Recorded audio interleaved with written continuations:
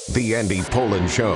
We got to go after this with everything we got, thinking they're going to come with everything they got. I'll start off by saying I'm bored, I'm broke, and I'm back. The Andy Pollin Show on ESPN 630 starts right now. You know, weekends just aren't the same without the NFL.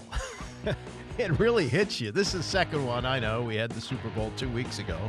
But, man, when you're flipping around, if you don't like college basketball, the NBA, I don't know. Wizards are horrendous. They lost again last night. Season mercifully is coming to an end. But, yeah, it's just not the same. And I'm not a big spring football guy. I don't think I'll watch very many minutes of whatever it's now called with the combination of the two leagues, which is due to start in about a month. Yeah, I can get outside, and I do that. I take a long walk on Saturday usually. I did that again. But, yeah, the NFL, man, we are addicted to that. And there was a story I want to get to here in a second, just to tell you that I will get to the Maryland game from yesterday. I watched all of that. 35 years ago today, Tom Landry was fired. The backstory on that is interesting. And believe it or not, as we head into March Madness, they're again discussing the possibility of expanding the tournament. No. 64 was perfect. They put it to 68. But nobody really cares that much about what goes on in Dayton during the week. It launches on Thursday. It's great. Don't mess with it. 64 teams. You know, some of us are old enough to remember the days of 25 when that clearly wasn't enough, as 50 years ago, Maryland had one of the best teams in the country and didn't get to go. Well, that doesn't happen anymore. And, yeah, we always have the whining that goes on the day after Selection Sunday. Oh, this team had a better resume and didn't get in. Come on. 68 teams. That's enough. Don't go to 96. But, hey, money talks. Football, they've already expanded to 12. Haven't even played a round of playoffs with 12. They're talking about going to 14. Money. And we'll get to that. But there's some news this morning. And one of the things they tell you about in journalism is not to make the story about yourself. If you are a reporter, you are supposed to report the story. But in this case, it's worth talking about the reporter. Peter King put out his last Football Morning in America column this morning. It started as the Monday Morning Quarterback on SI.com 27 years ago. And faithfully, every Monday morning during the football season and for a good part of the offseason, usually took off in July, but for most of the offseason, he would put out a Monday morning column, and it was filled with notes and little nuggets and things that he had come across during the week, and wrapped up the Sunday, and he had talked personally to a number of players and coaches. He had cell phone numbers for everybody. And Peter's a year older than I am, and he has done reporting now for 44 years, having graduated from Ohio University. And I first met him in 1988 when he was working for Newsday and was covering the Giants, and I was covering the Giants for WFAN. I was the first football beat reporter for the station. They'd had success with Susan Waldman covering the Yankees, so they assigned me to the Giants, and I was at training camp and going to games during the season and practices, and it was clear that among the beat people, Peter was the best. He outworked everybody.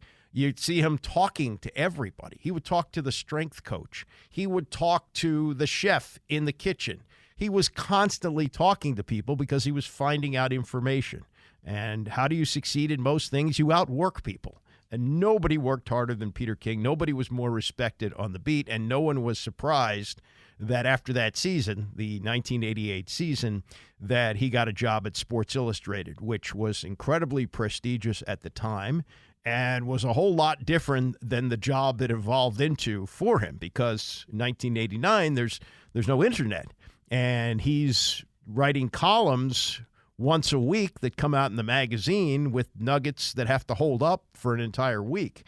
And then by the time the late 90s rolled around, the internet was taking off, and he jumped on it, and the Monday Morning Quarterback column became must-read for anybody who had a great interest in football. And it was really cool to read. It's a long column today. I haven't had time to read the whole thing. I'm going to read it this afternoon. But among the things that he was most proud of that he put in the opening part of the column was breaking the 4-game Lawrence Taylor drug suspension in 1988. And that was when he was with Newsday, and I was with him in the locker room at Cleveland. And in those days, there are no cell phones, so the reporters didn't record the interviews that were going on. Now they record everything.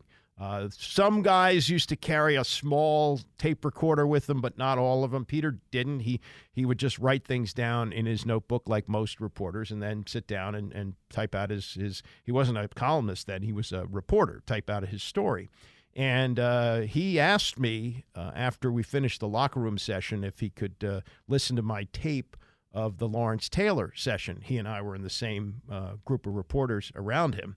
And I was too stupid to know what he was looking for, but he had obviously been tipped off that there might be something brewing with Taylor, and he wanted to hear what Taylor said in response to something. There was not a direct question about a looming suspension, but some question that he was asked, and Peter was very interested in the answer and wanted to make sure that he had the exact wording of it, so he asked to borrow my tape recorder, and of course I get scooped a day later when he breaks the story that Taylor was suspended 4 games for cocaine. Those were different times. Players were not getting suspended very often for drugs. And Lawrence Taylor was in the middle of a Hall of Fame career, maybe the best defensive player that ever played. This was enormous news. And the fact that he played, I don't know what was more amazing. The fact that he had this cocaine issue throughout his career and still was the greatest defensive player I ever saw, and arguably Bill Belichick will tell you the best defensive player who ever played the game. But that he didn't get caught again. This was 1988 going into the season, so he was suspended for the first 4 games.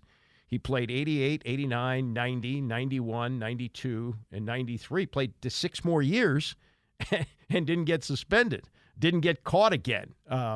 Maybe he got caught, or I don't know how he got around these drug tests, but somehow he did, and managed to play out the rest of his career. But it was just kind of cool to see a very, very, very tiny role that I had in Peter King breaking that story, and just an incredible career, and someone who changed the game. As newspapers became less significant with the internet, he became even bigger, taking that platform and using it to, I think, certainly help his career, but also did a lot for the NFL. He widely respected. Not everybody liked him. About 15 years ago, he got into it with Bill Belichick, and I don't think they've ever spoken since. But he maintained a good relationship with Tom Brady. He would get access that other people wouldn't get. He would say, "Hey, what time do you drive to work in the morning?" "Oh, 4:30. Can I meet you in your driveway and drive in with you?"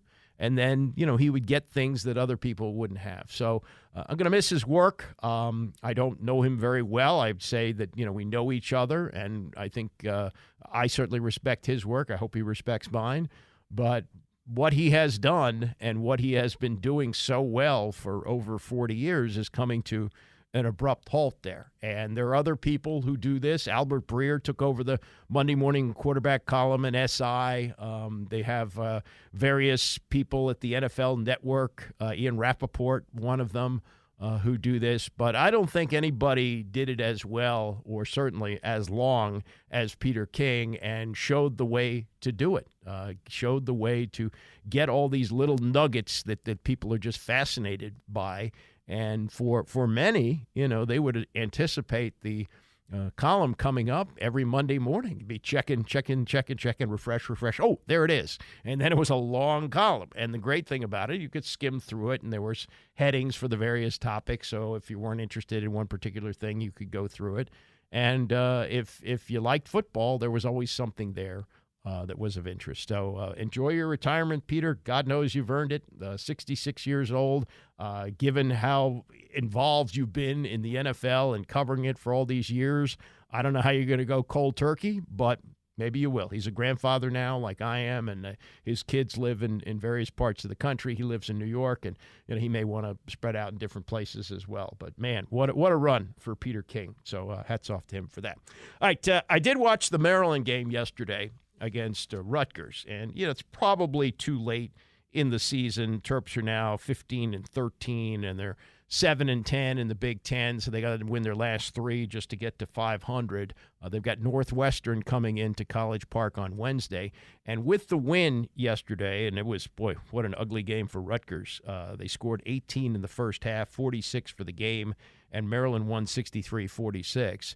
But with that, it moves them into 10th place in the Big Ten. There are 14 teams in the Big Ten. I mean, and the league is probably going to get bigger as things change in college sports. But they are 10th of 14, which is significant because if they started the tournament today, they would have a first-round bye. The way things look, Maryland would certainly have to get to the final and maybe even win the Big Ten to get into the NCAA tournament. They've had just too many close losses along the way, and they just have shot so incredibly poorly that I don't know how you overcome it. These are the rankings, by the way. There are 351 teams in Division I basketball. Maryland is ranked out of 351, 321 in field goal percentage, 41%. So there's only, 30 teams worse than them in field goal percentage. And they are 340 in three-point percentage, 29%. So there's only 11 teams in the entire country who shoot threes worse than Maryland. But they have played very, very good defense this year. And, this when you read it in print, it's like a spit take with your coffee in the morning, where you hear Kevin Willard talk about how they've managed to run their offense through missed shots. Okay? Listen to this. This is Willard yesterday after the game. The explanation of and they didn't shoot all that well yesterday. They were right around their averages, just a little bit above their field goal percentage, right at their average, 41.2%. They were 21 of 51. It's a good defensive team at Rutgers on the road, too. And on threes, they were 6 of 19, which is a little bit better than they've been doing. 29% on the year, 31.6% yesterday. But listen to Willard on missed shots leading to offense. We have really struggled shooting the basketball this year. It's just been one of those years, unfortunately. We've been in every game. We've missed some tough free throws. We've missed some open shots at the end of games. So we just we practice it, and we know that there's a pretty good chance that we might not make that shot. So the best thing to do is just go get it. And so we've kind of gotten used to when we shoot it that we're going to go get it. It's kind of our best offense. Best offense. There's a pretty good chance, he said, when we shoot that shot, we're going to miss it, so we go get it. And they did that yesterday, though they were out-rebounded for the game, which is somewhat surprising, 29-27. But on the offensive glass, this was the difference. They out-rebounded Rutgers 15-7, and Jordan Geronimo had his greatest game since coming to Maryland. He's from New Jersey. Maybe he's fired up playing at home. But he had 11 points, but more importantly, he had 11 rebounds, 6 of them on the offensive glass, which helped to salt the game away as they were trying to run down clock at the end. This is more from Willard on the abysmal shooting of his team and how they managed to get through it. Something that we've really talked about as a team is just not getting down when we miss three-point shots. If you watch earlier in the year, we would go through some really tough stretches when we'd miss shots that would affect our defense. We're much better now. When we miss shots, we're not getting down as much as we were before. I just think we've gotten used to missing shots. So I guess that's a little bit of it too. So that's really the big thing. And also one thing to point out as well from yesterday, this team, when they've won, it's usually been on the back of Jameer Young. To have a blowout win with Jameer Young having a bad game. He was 2 of 9 from the field. He's like a 96% free throw shooter. He missed 4 of them, including at least one of them was a 1-and-1, front end of a 1-and-1. 2 of 5 from 3, had just 12 points. They haven't been able to stay competitive with him having a bad game, but they did it yesterday. They had 5 players in double figures. Julian Reese had 20, and it was one of those rare games this year that Willard could actually exhale at the end. I think maybe exaggerating a little bit here, but listen to what he says about these close games and having won maybe a few more. We're 20 points away from probably being like the 10th team in the country, as crazy as that sounds.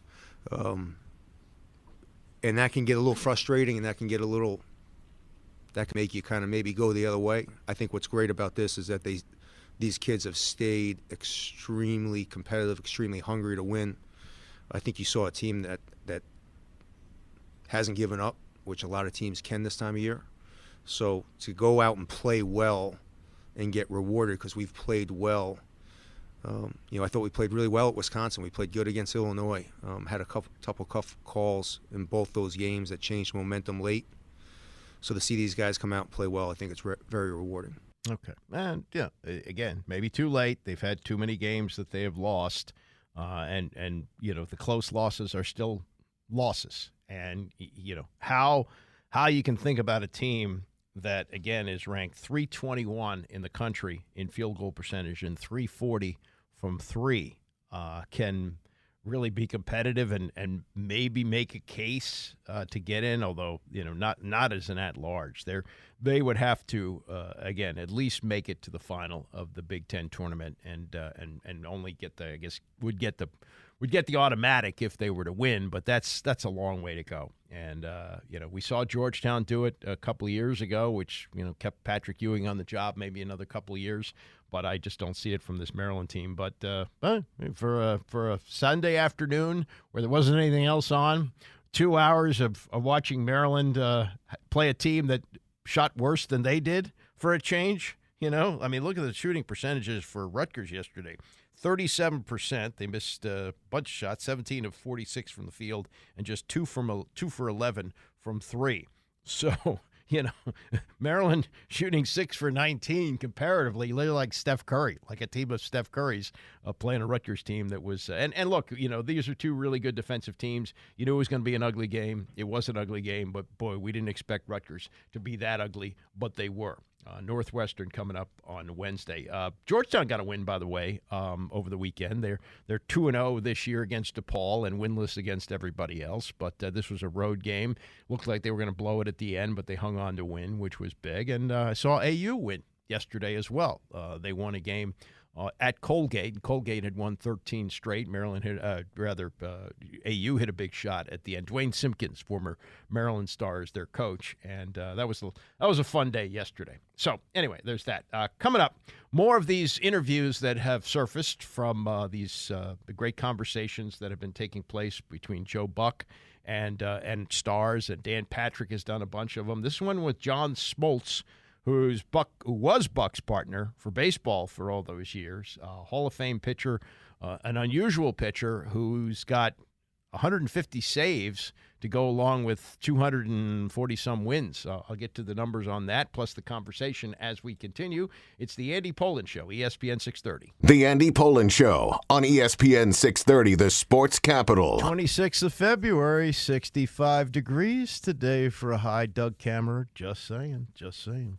Mike Cal is in for Tony today. Tony readjusting his schedule just a bit this week. Usually does Mondays, but doing Tuesday, Wednesday, and Friday of this week. So I've been having a lot of fun listening to all these interviews that have popped up from a series that was called Undisputed, where Dan Patrick and Joe Buck do long-form interviews with great sports legends, and they tell their life story. And this was one that Joe Buck did with his longtime baseball partner, John Smoltz.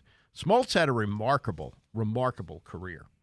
Pitched 20 years with the Atlanta Braves, and during that period had to have Tommy John surgery, which cost him a year, and at age 34, he thought his career was over.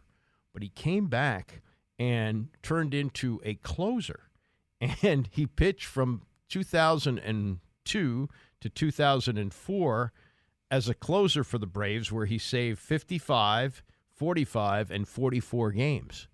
And then in his late 30s, went back to being a starting pitcher, pitched more for the Braves, had one last year that he split between Boston and St. Louis, and at 42 finally called it a career. But 21 years as a pitcher in baseball, 213 wins, 154 saves, and he's now in the Baseball Hall of Fame. But it all started as a kid in Michigan, idolizing the Detroit Tigers, who he was actually drafted by before being traded to the Braves. But in looking back on his life, with all the things that he's experienced, winning World Series for the Braves, having great seasons as a starter, great seasons as a closer, what he remembers best about playing baseball, his number one memory, is his last high school game. It's the greatest game that I've ever played in. That's including my big league career. My senior year, I think I was 14-3 or whatever my record was, but we had a losing record as a team. Friday, I pitched a complete game, we win. I threw a no-hitter, they hit 2 balls fair. And the coach that I used to play for was trying to fire up the kids saying, we can hit him. And the kids were laughing, like, no, we can't. Right. Monday, I pitched a complete game, we won. Now, you mentioned now the championship Wednesday, so there's not much I'm going to be able to do. I play shortstop. The place is packed. I mean, there's so many people at this high school game, and the team we're playing is like in the top 5 in the state, and we're trying to pull off this miracle. Well, fast forward to the 4th inning. It's tie game, 3rd inning, tie game, bases loaded, nobody out. As the shortstop, I go to the mound, I call him out, and I said, I can get out of this jam. Bases loaded, nobody out. And he said, then what? I said, well, I'll just piece it together. And so I get out of that jam, I strike out the 3 guys, and now I pitch the 4th, now I pitch the 5th, tie game, the 6th, it's a 7-inning game. I'm exhausted. I pitched the 7th, I pitched the top of the 8th. So you're in extra innings. We're in extra innings, and something's got to give. And it's the bottom of the 8th, and I come up, and it's the only time in my life I hit a ball that I know is crushed. It's gone. So I hit the ball, and I put my hands, I don't move. I'm at home plate. It's a game winner. My final swing in high school was a game winner. The umpire at some point said, okay, kid, run the bases. Oh, my God. And I'm like just standing up and down. They rushed the field. Everybody on the other team, gave me 5 as I walked by. For the circumstances of those 3 games, it's the greatest feeling in the world. I mean, it was unbelievable, that the feeling of knowing that last swing, it was it, game over. And That's like a mic drop. It's exactly it. It's exactly Good night, Waverly. Good night, Lansing. And when people ask me from not local that don't know Michigan, what's your greatest game, greatest memory, they're always going to think Game 7 against Jack Morris. That one was tough to beat. Yeah, well, he actually lost to Jack Morris. Jack Morris pitched 10 in that 1-0 shutout where the Minnesota Twins won the World Series against the Braves. But that launched a pro career. That was not the end. It was really the beginning. And talk about a dream come true. John Smoltz, who grew up rooting for the Detroit Tigers, what do you know? He gets drafted by the Tigers. You have impressionable moments that either define you or break you. And for me, it was Alan Trammell. He walked right. I was sitting. Classy guy. The greatest guy in the world. I'm sitting in a locker. I'm going, oh my gosh, what do I do? Look at it. I'm sitting here. And he came up to me and he shook my hand. He says, and he had no clue. I knew everything about him. And he came up and says, I'm Alan Trammell. Anything I can do for you, let me know. It's a pleasure to have you in our organization. And I was like, oh my gosh.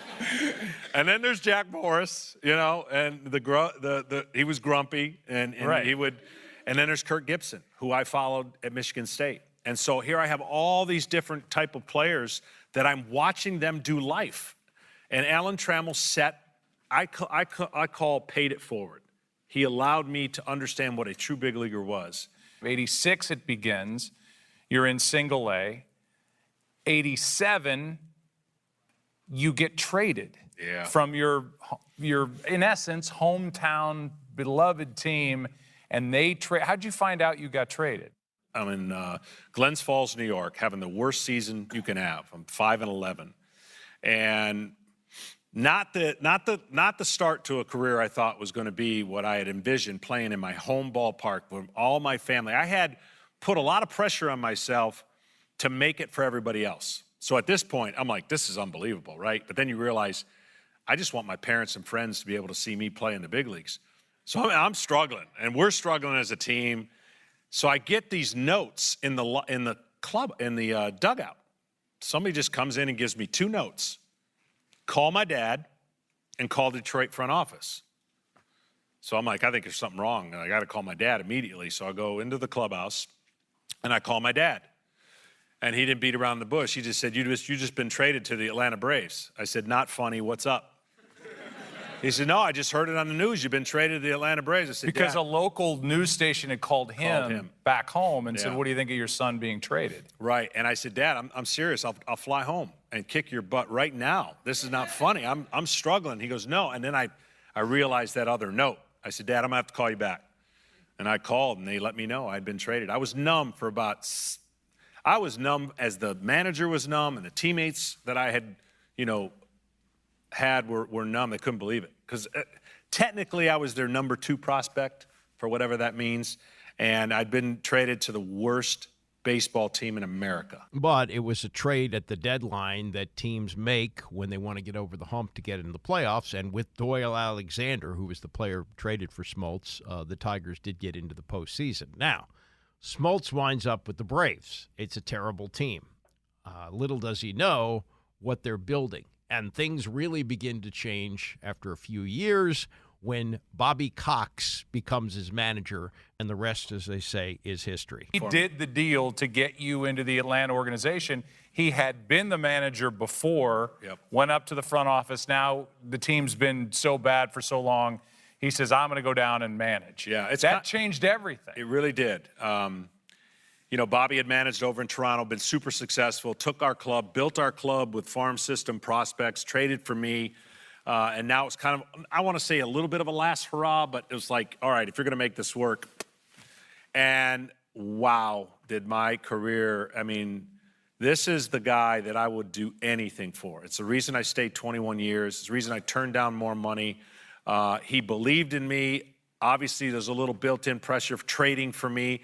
But without him, my career would never have gotten to the point where it did. So in 1991, this perennial last-place club with a really good nucleus kicks it into gear. You've got Bobby Cox at the helm of the ship, and you guys get into the NLCS. Right.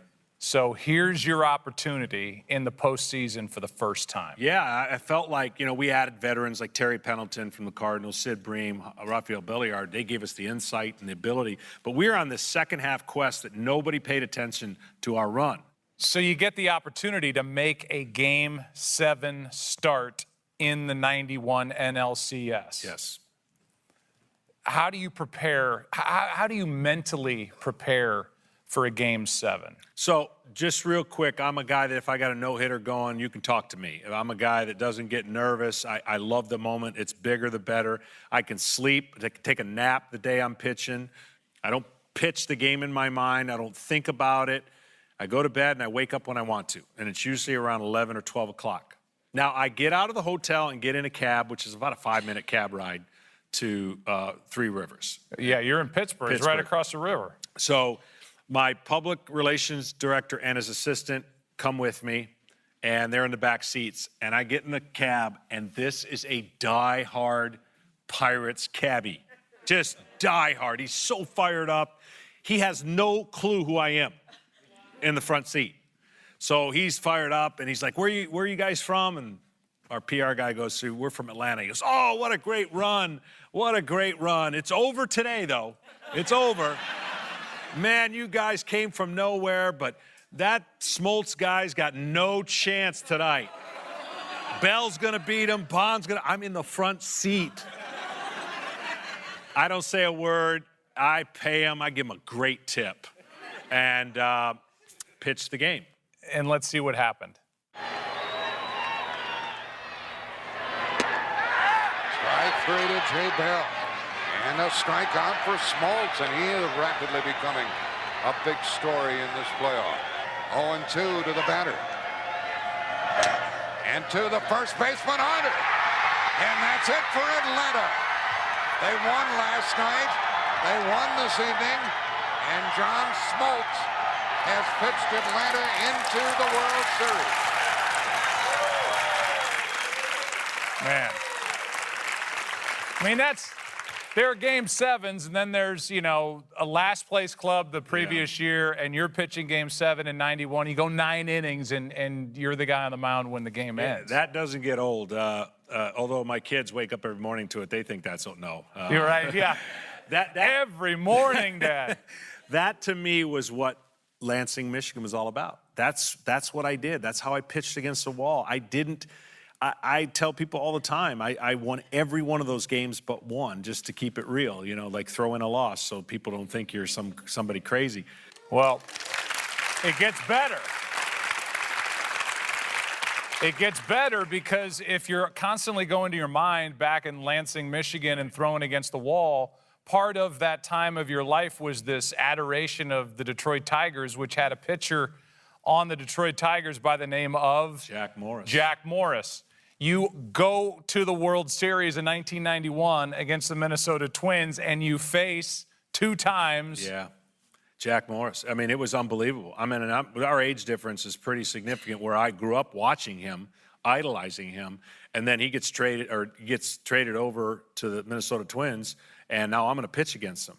So in the World Series, and we can fast forward to Game 7 of the World Series. I mean, those are gems for any sports fan, and you're pitching against your boyhood idol. Yeah, so I pitched Game 7 and the pennant, so I'm got to wait to pitch Game 3 and Game 4, and then evidently I would pitch Game 7, come to find out.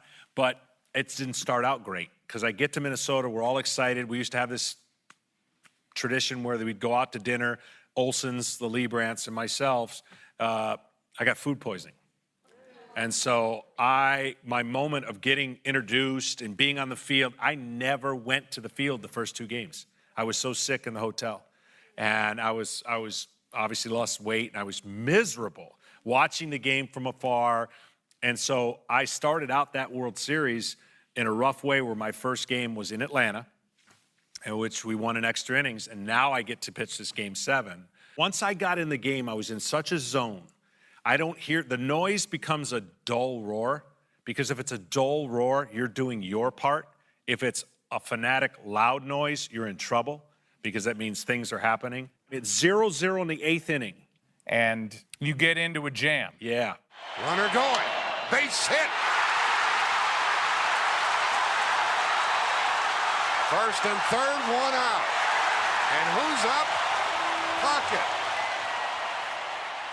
You've already stated your love for Bobby Cox, and it's genuine, and I know it's so true, and I know that love went both ways. There was an honesty. There has to be an honesty between a manager and a pitcher, especially a starter, to be able to tell the manager, I got this, right, or he sees something in your eye that he doesn't like. And so before we do it, let's watch what happens. John Smoltz was terrific tonight, but is knocked out here in the 8th inning in favor of Mike Stanton. First and third, 1 out, no score. Scoreless game. 10-inning victory. So I know you well enough to know that look on your face when Bobby Cox comes out there in the 8th inning is, are you kidding me? And the problem was I couldn't do anything about it. He made the change so quick. He came out and before he crossed the line. Yeah, and I was assessing the situation in my mind. I was like, I've owned Puckett during the game. I can't believe what is he doing? It was, the way the year went, and your tank's empty, and both sides, it's just incredible. And I just felt like, I was so close to accomplishing that dream. I'm going to win the Game 7 of the World Series. It's going to be 1-0. And there's nothing you could do but hand him the ball, and you gave everything you had. And Blackjack Morris was great that night. He went 10 innings. That wouldn't happen today, But in those days, they counted pitches, but they didn't stress over it like they do now, and we would have been cheated out of one of the great pitching performances of all time. It was a great duel, with Smoltz only giving up 1, but the hard luck loser as the Minnesota Twins won the World Series. Now the Braves, they start to make it just about every year. The problem is they only won 1. And then comes the 2000 season, and there's an injury. and John Smoltz tears the ligament, which leads to the Tommy John surgery. Here's the story of that and what followed. I retired. So I had the surgery, and I know he's never confessed this to me, but I was done. Somebody had Tommy John call me. And I remember picking up the phone, and he called me. He says, John, this is Tommy John. I'm like, really? He says, don't do it. Keep in there. And he explained don't quit.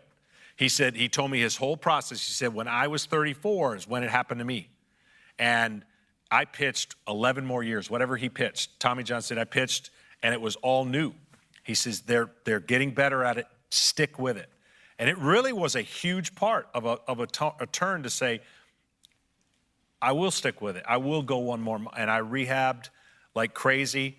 And the rest is history. I would not have had 7 more years of pitching had it not been for determining to keep going. We have this quote on the wall. It says, I'm not afraid to fail.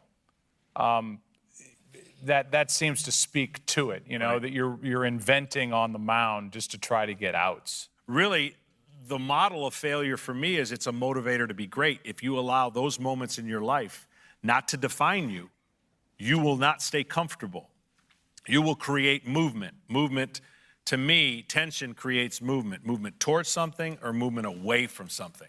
And I always wanted to move toward it. As uncomfortable as I would get, it would allow me to expand my horizon of becoming even better. And you know, honestly, that Tommy John surgery created a whole new opportunity for me that I never thought. Yeah, and I don't think anybody could have imagined that he would come back in 2001, be a relief pitcher, and then the following year, 2002, he leads the major leagues in saves with 55. He had 2 more big save seasons, 45 and 44, and then at age 38 goes back to being a starter for the Braves, and his career didn't finish until the 2009 season, where just to see at the age of 42 what he had left, he pitched for the Red Sox and he pitched for the Cardinals, called it a career, goes into the Hall of Fame with 213 wins and 154 saves. I don't think we'll ever see anybody do that again. Great starter to great reliever, back to starter. It's a testament to what the arm can do. And also Tommy John, hit 34. He thinks he's done, winds up pitching until he's 42 years old and in the Hall of Fame. And from what I understand, just an amazing golfer. At one point, there was talk of him trying the senior tour, and he's obviously had a great career as a broadcaster as well. So that is the Tommy John story. I went through the Carl Lewis interview that he did with Dan Patrick. I'm going to play that tomorrow. Some really great stuff in there, including the famed race with Ben Johnson, where Johnson was caught with steroids, and the incredible look on Carl Lewis's face when he crossed the finish line at a time which he could not have imagined if he had done it cleanly. We'll get to that tomorrow. Coming up in the next hour, 35 years ago today, Tom Landry got fired, and a proposed trade where the Commanders would move up one spot to take Caleb Williams. Field Yates and Mel Kiper talk about that as we continue. It's the Andy Poland Show, ESPN 630. Last week I saw American Fiction, which is nominated for Academy Awards, including the star of the movie, Jeffrey Wright, who's nominated for Best Actor. Did not know this until the weekend. He's from here. He's from D.C. His mother had season tickets at RFK Stadium to the Redskins. He went to summer camp with Josh Harris, and he's had some talks with Harris where he reveals to Rich Eisen some very, very interesting information, including about the name. And if you listen to this, and we'll play it coming up in about 20 minutes, it sounds like it's a foregone conclusion that the name Commanders will disappear. Not this year, maybe next year. My feeling on it is that they ought to go back to Washington Football Team and just stay with it. I think Tony Kornheiser, and by the way, he's off today. Got Mike Callow in for Tony at 11. But Tony crystallized this while the process was going on to go to Commanders. He said, I think they ought to stick with Washington Football Team because no matter what they pick, it's not going to satisfy people who grew up rooting for the Redskins. So you just keep it at that. And those of us who have our memories of Redskins, we can still talk about them as what they were when those memories happened, the Redskins and Washington Football Team. Why not stand out? Cleveland Browns are the only team in the league that doesn't have a logo on the helmet. The Steelers have it on one side. They're the only team that has a logo on only one side of the helmet. Why not stand out with the name that's, it represents Washington? And heck, they haven't played in Washington in almost 30 years. Their last game at RFK was 1996. They've been in Maryland. Why not identify with Washington, D.C.? And it really won't matter which jurisdiction they wind up in. The hope, I think, of most people is they wind up on the RFK site. But if they get a new stadium built in Landover or they wind up in Virginia, they're still the Washington football team. I think they should stick with that, and that would be fine with me. But if you listen to this, Wright indicates that is the intention of the ownership. And he's got some, memories and thoughts and excitement. And like everybody else, his greatest thrill is seeing Dan Snyder walk out the door. Not that his relationship going back to when they were kids with Josh Harris doesn't play a role there, but he's a real fan. I mean, you listen to what he says. He's not just a Johnny come lately. He grew up rooting for this team. I did not know he's from this area, and the movie's very good. American Fiction. All right, let's get to some more on the NFL, and this surfaced over the weekend with Eric Bieniemy becoming the offensive coordinator at UCLA. And also assistant head coach. So he's got essentially the same job at UCLA as he has with Washington, or had with Washington. But he said in an email that he wrote to ESPN, "I have no regrets with the Commanders. Contrary to what some think and what has been put in the media, I was not fired. I actually just chose not to stay. Learned a lot, and that's always a good thing." I think there's a lot of semantics going on here. If you remember the opening news conference for Dan Quinn, when he was hired, he was asked about Eric Bieniemy and said that he had met with Bieniemy that morning, and as he put it, he's not going forward with us. And he complimented him, said, he's a great coach and he'll do well, and he gave him some recommendations for jobs. But, the way he worded it is he's not going forward with us. I think it's possible. This is just a guess on my part, because I think that Quinn wanted to hire Kingsbury all along. At that point, I believe Kingsbury was in somewhat limbo. There was some question whether he was going to be coming here. Remember, he had talks with the Raiders, and reportedly Magic Johnson got involved and convinced him to come here. So Bieniemy conceivably could have been the offensive coordinator, I think, or if not, since he was still under contract to the team, he could have interviewed for another position. He could have interviewed for running backs coach or some other spot on the team, and he would have kept the same salary that he'd had. And so now I guess it's just he got paid off for next year, and whatever he makes at UCLA is subtracted from that. I assume that's the way his contract works, generally the way they go. So it's probably semantics about the word fired, but I think it was more like Quinn made it clear to him, well, you're not going to be staying as the offensive coordinator. So if you want to stay here, it's going to be in another position, and you're going to need to interview for that. So in that regard, he said, well, I'll just take my money and go. And I don't think it's, remember the Jim Zorn situation where in year 2 they realized they'd had enough of him after an abysmal game against Kansas City. They dispatched Vinny Serrato to take his play calling duties away and hoping that he would quit. And Zorn famously said, "I complied." That was probably similar to what happened here. That they although, Bieniemy wasn't going to stay here without the job that he had before. So this is a win-win for him. And I would say this about Bieniemy in looking at what happened with Bill Walsh. Bill Walsh, most people remember him as the legendary coach with the San Francisco 49ers, Hall of Famer, won 3 Super Bowls there, developed Joe Montana, et cetera, et cetera. Well, he had an uphill climb to get there. Walsh started out in the NFL with the Cincinnati Bengals, and he was working under Paul Brown. Paul Brown owned the team, and he was the coach of the team. And Walsh was the offensive coordinator, and he was brilliant at that.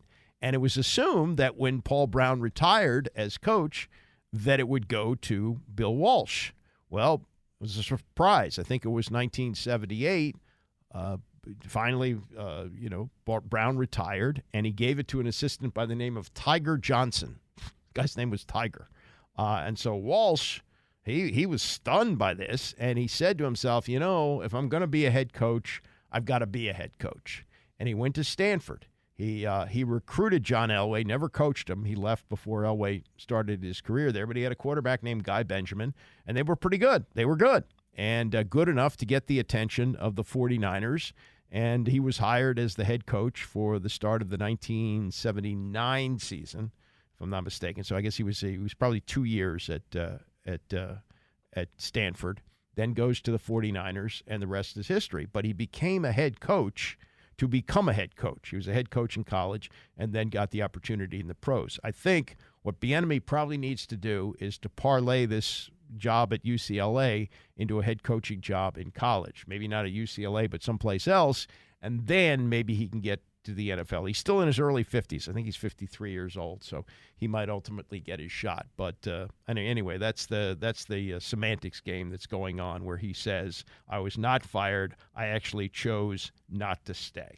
Take that for what it's worth. And take this for what it's worth, because these are fun things to talk about at this time of year, where you have the Combine starting this week, and all the big names aren't going to be throwing at it. Marvin Harrison is I think, going to show up to get weighed. They call it the Underwear Olympics. There are some guys who are not necessarily high on the radar and have great 40 times or bench presses and things like that. There's no greater case than Mike Mamula, who, 25 years ago had an incredible combine at a Boston college and got himself into the first round. Well, he had specifically trained for the drills that they do there, and he was drafted by the Eagles and turned out to be a bust. Wasn't a great player.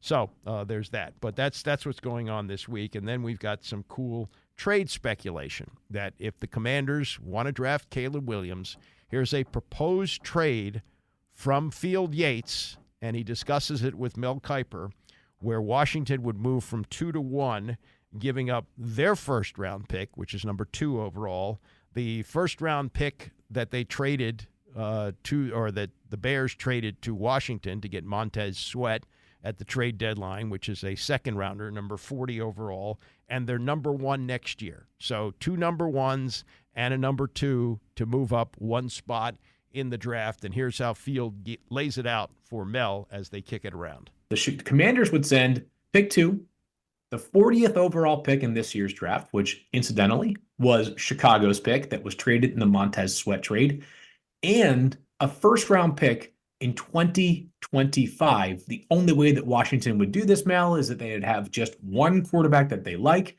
and that would be their primary target. We think it will be Caleb Williams. What do you say about this 3-for-1 swap to move up 1 pick? Well, you figure you're going up to get Caleb, who's a local product. If you're Washington, you have the NBA influence there, so maybe you can get more than people think Field for that pick from Washington in terms of going down to that second spot. And then you say, okay, could you move again to somebody like Drake or Jaden enough to say we got to go up and get that guy?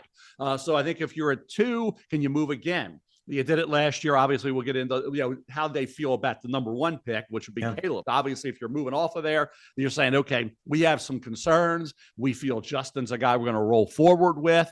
So we'll see how that goes. But I think in terms of the pick that you're talking about, you're getting in return, the second-round pick, the Montez Sweat trade cost you that too. Montez Sweat was a heck of a trade. You led 2 teams in sacks. He's going to be a heck of a player moving forward. That's what you need in this league, a finisher off the edge. They had that. Didn't work out with Claypool, worked out with Sweat. So let's end that. That was a really good trade for Ryan Poles. The other trade was not. This one was made up for it. In terms of what you get in return, I think the bottom line here is, Field, you got to believe Justin Fields is the guy. And if you believe that, then, and you feel he can be, and I don't have a problem with that. I like Justin. You said what he did at Ohio. There were people who kept questioning him significantly, had significant questions coming out of Ohio State. And 10th overall, didn't believe in him then, and probably don't believe in him now. I'm not a QBR fan, so I don't really care about that, but they always throw that into the equation. But I saw what Justin Fields was doing on that football field this year, and I liked it. And I like the progress he made. Love the way he competes. Is he perfect? No. Are there many that are? No, there are not. So again, Mahomes is in a separate category from everybody else in this league. Okay. There's a distance between Patrick and everybody else. He's special. He's one of the greatest of all time for a reason already. Yeah. He's still a young quarterback. So we can't compare that. We have to look at where we are with Justin. Can he be in that next grouping? Can he be in that Josh Allen, Lamar Jackson mix? That's what you have to decide here. Forget Patrick Mahomes. He's once in a lifetime. Yeah. Okay. You don't try to get there. Patrick's going to be around. You're going to have other things going on to beat him. Tom Brady at the end of his career beat Patrick Mahomes, right? So let's worry about, can Justin get to the Lamar Josh level? Let's decide that. Yeah. Do we feel internally he can be that kind of quarterback? If we feel he can be, and we know the players in that locker room believe in him. We know that. That's a given. Yeah. Players that Big put time. the Bears, does that mean, is that the end all be all? No, but all that locker room believes in his quarterback. And it only puts more pressure, by the way, on the organization. If you do trade him, it better be a home run trade, because the players will be saying, wait. We were cool with Justin. We supported Justin. We thought Justin had a really bright future. If you trade him, you're going to have to deal with the potential wrath of the locker room and the initial blowback. But also, if it doesn't work out, Mel, the locker room will be very... Well, we're adding to that locker room with Marvin Harrison Jr. And that's what we're doing.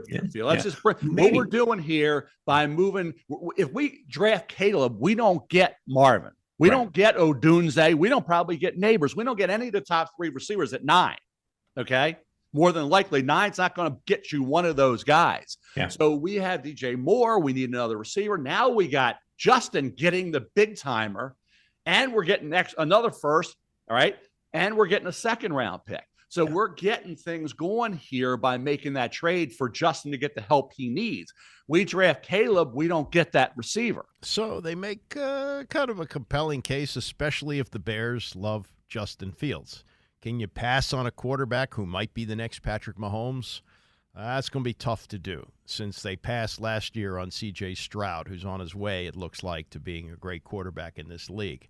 But it's fun to talk about. And if you're a Bears fan and you really like Justin Fields, and the fan base does like him, and he's well-liked in the locker room, and that also that feeling like, oh, boy, as Caleb Williams may be struggling in his rookie year and Fields is already gone, the locker room goes, well, why did we get rid of this guy? So there's a lot of things to consider there.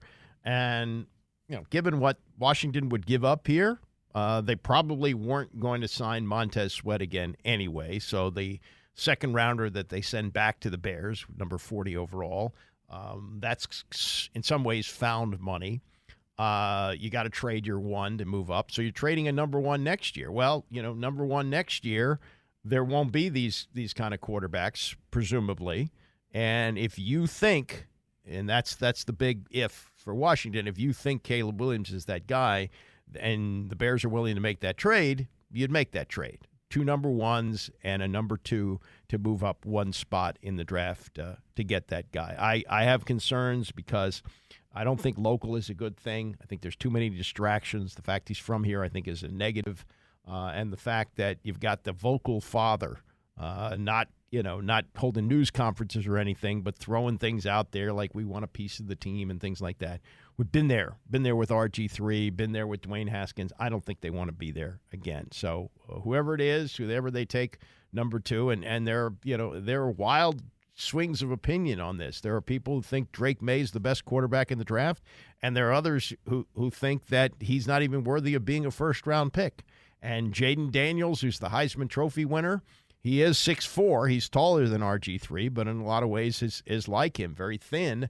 And is he going to be durable enough to stand up? A lot of things that have to be talked about. One other football thing before we get to what Jeffrey Wright said about growing up a fan of the Washington football team and his conversation with his boyhood friend, Josh Harris. There's video that's come up showing Cam Newton involved in what looks like a fight at a youth football camp in Atlanta. It's the famous hat that he wears, that high hat that he likes to wear, and it shows him being shoved by 3 people near the top of a set of steps before the pushing, shoving, and grabbing moves towards the fence. The video lasts less than 30 seconds, and the altercation is broken up by a police officer. This was at the Wee Ball Sports Dynasty Under 7-on-7 tournament at Best Academy. This is something that Cam Newton runs in Atlanta. He doesn't appear to throw any punches in this, and it's uncertain what touched all of this off. But he founded it in 2021, focuses on developing young athletes' skills in football by providing opportunities to compete at the highest level in 7-on-7 tournaments, and his under 15 won the championship at the event. Now, Newton hasn't played in the NFL since 2021. He's got a podcast. He has indicated he's not going to try a comeback, but his name always comes up when, you're talking about quarterbacks. I think Colin Kaepernick, I think that name is finally gone. And Robert Griffin III, who continues to claim teams are calling him, nobody's calling him. So Cam Newton would be among the last played. Remember, he came in late to Carolina in 2021. So he's missed all of 2022 and all of 2023, and probably won't be playing anymore. But this is not a good look. Not a good look to be involved in an altercation at a kids' football camp. All right, coming up, 35 years ago today, the only coach that the Dallas Cowboys had ever had was fired. We'll get to that dramatic story and more as we continue. It's the Andy Pollin Show, ESPN 630. The Andy Pollin Show on ESPN 630, the sports capital. Tony taking off on Monday, but he's doing Tuesday, Wednesday, and Friday of this week. So coming up in about 20 minutes, Mike Callow will be sitting in for Tony. Before we get to the 35th anniversary of the Tom Landry firing, there was news over the weekend of a player from the Landry era passing away. Golden Richards died at the age of 73 at his home in Murray, Utah. And when you think about the time that Golden Richards was with the team, that was really the height of the whole America's team thing that was promoted by team president Tex Schramm. Remember, they had the helmets with the stripes at the top painted red, white, and blue, and they really promoted this. And they had these identifiable players, Golden Richards being one of them because the long blonde hair that flowed out of his helmet, and that was a contrast to the Captain America war hero, Heisman Trophy winner Roger Staubach, the straight-laced Navy guy, and not that Golden Richards was a renegade, but at that time long hair was seen as something as making a statement. You had Too Tall Jones and Harvey Martin and Randy White. They had so many identifiable players, and Golden Richards, who's far from being a Hall of Famer, was one of them, but he's also well known for catching the pass that clinched the Super Bowl against Denver in 1978 in New Orleans, and it was thrown by Robert Newhouse. As great as Staubach was, and Staubach actually did not win the MVP of that game. That was one of those rare cases where, and the only case where players shared it. It was Harvey Martin and Randy White got the MVP together. And it's unusual, for a defensive player to get it, and it's unheard of for those two to share the award. Harvey Martin passed away probably close to 30 years ago, and Randy White, of course, went to the Hall of Fame.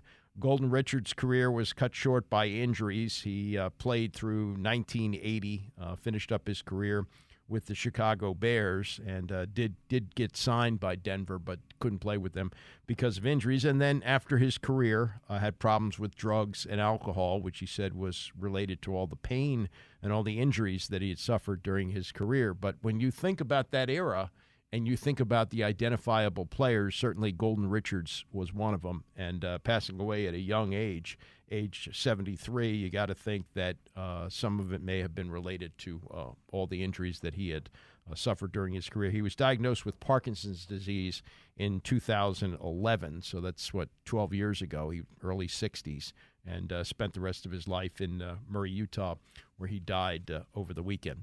Tom Landry died in 2000, and on this day in 1989, after coaching the Cowboys for 29 years, the only coach that the Cowboys had ever had, he was fired, which was unthinkable. But if you look at where the Cowboys were, it was understandable. New ownership taking over, Jerry Jones, and the last three teams that Landry coached went 7-9, 7-8, and 3-13. They hadn't won a playoff game since 1982, and then famously, that season there's when they lost to the Redskins in the NFC Championship game, and that was as close as they ever got. It was over for Landry, but the question was, how was he going to exit? And he wasn't going to voluntarily retire. It could have been worked out in the same way that Belichick was out this year with New England, but they had a change in ownership. The team that had been owned for so long now had been turned over to Bum Bright, and Bum Bright is he wasn't very bright. He's one of the few guys in the history of the NFL to lose money. Clint Murchison had founded the team, and Clint Murchison famously put his faith in Tom Landry. Landry had terrible first seasons. There was an expansion team in 1960. And after like 3 years, his record was abysmal. And they said, what are you going to do? And he said, I'm going to give him a 10-year contract extension, which is what he did. And it's proved to be one of the smartest things that Clint Murchison ever did, as Tom Landry led that team to be a dynasty and winning 2 Super Bowl championships, going to a couple more, famously losing to Pittsburgh. They finally got the first Super Bowl when they blew out the Miami Dolphins, who would go on to win the next 2. But Landry goes down as one of the greatest coaches in the history of the game.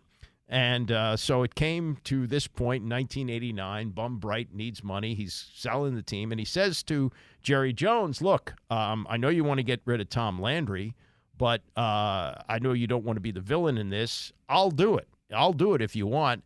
And to Jerry's credit, Jerry said, no, I'm going to do it. Now, the way this rolled out, it was very clumsy. It's a Saturday night, and here's Jerry Jones. He's having dinner at a Mexican restaurant in downtown Dallas called Mia's. And who happens to roll in that night but Ed Werder, who's been covering the Cowboys forever, now with ESPN, but then with the Dallas Morning News. And he sees Jerry Jones, who everybody knows has just bought the Cowboys, and he's having dinner with Jimmy Johnson, who had just won the national championship at the University of Miami. And Tom Landry has not been fired as head coach yet.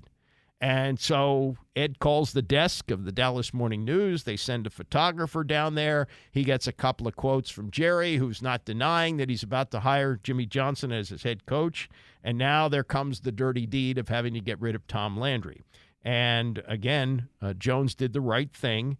He and Tex Schramm, who had been with Tom Landry the whole way, going back to 1960, president of the team, they flew to Austin, where Landry was playing golf, and that's where Jerry Jones delivered the news. I was very aware of how sensitive this meeting was, and I really did know how he was revered and respected as the coach of the Dallas Cowboys. And I basically said, Coach, the thing that I do feel is in best interest of everyone is that we make the coaching change right now.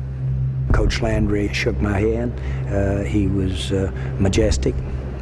He was just as you would expect Coach Landry to be, and said, I wish you the best, and we parted. Yep, and the next day Landry showed up at his office just like anyone else who's ever been fired from a job to clean out his office and take out his personal belongings in cardboard boxes. This is from the Tom Landry of football life. It's Skip Bayless. It's Brad Sham, who has been their play-by-play voice forever, and Tex Schramm at the news conference announcing the firing. This is how they look back on what was really a dreadful day in Dallas. To see him being forced to clean out his desk for the last time after 29 years was a crushing sight for every Dallas Cowboy fan. If you see Tom Landry putting picture frames in a cardboard box, what does that make him? Makes him just like you and me. We don't want to hear about that. Tom Landry's not like you and me. He's Tom Landry.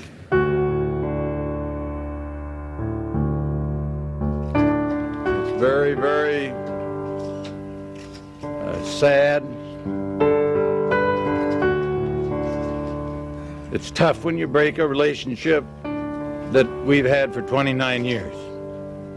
For 5 years, Texas E. Schramm tried to finesse the graceful exit for God's coach, Coach Landry. And in the end, it took the image of the villain, Jerry Jones, the Saturday Night Massacre, to allow Coach Landry to become the martyr that he deserved to be.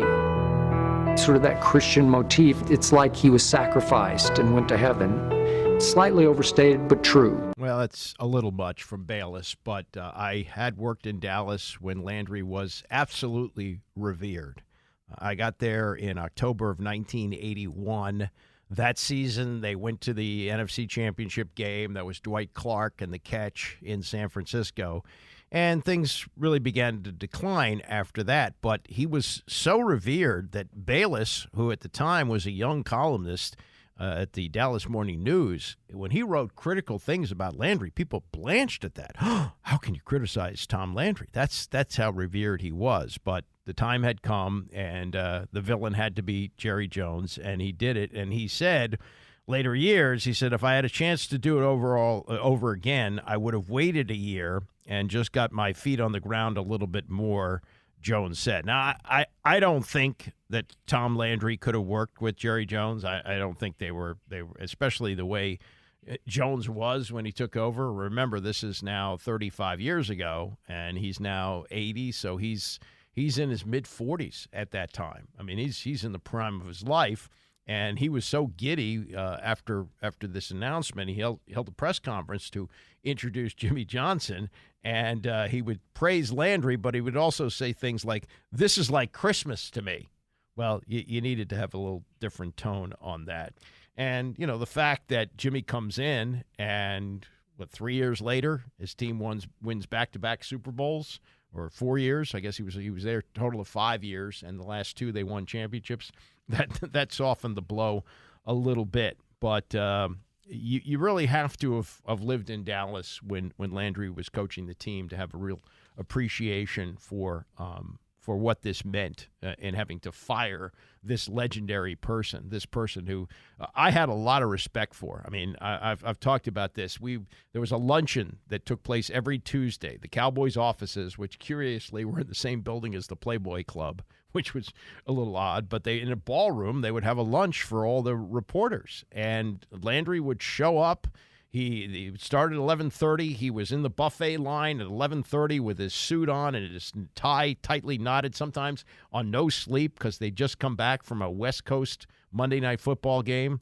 And he was incredibly cooperative, incredibly consistent, never snapped at anybody. I mean, talk about a man who had great discipline in his life. He had it. And then to be fired at 64. And, and there was controversy the rest of the time about the Ring of Honor. When would he go in? They finally smoothed that over. He went in. He wrote a book about his life and, and then died 11 years later. But that was some day in Dallas when the legend was fired by Jerry Jones. That is a wrap for me. Mike Callow is in for Tony next, and I'll see you back here tomorrow morning at 9 a.m.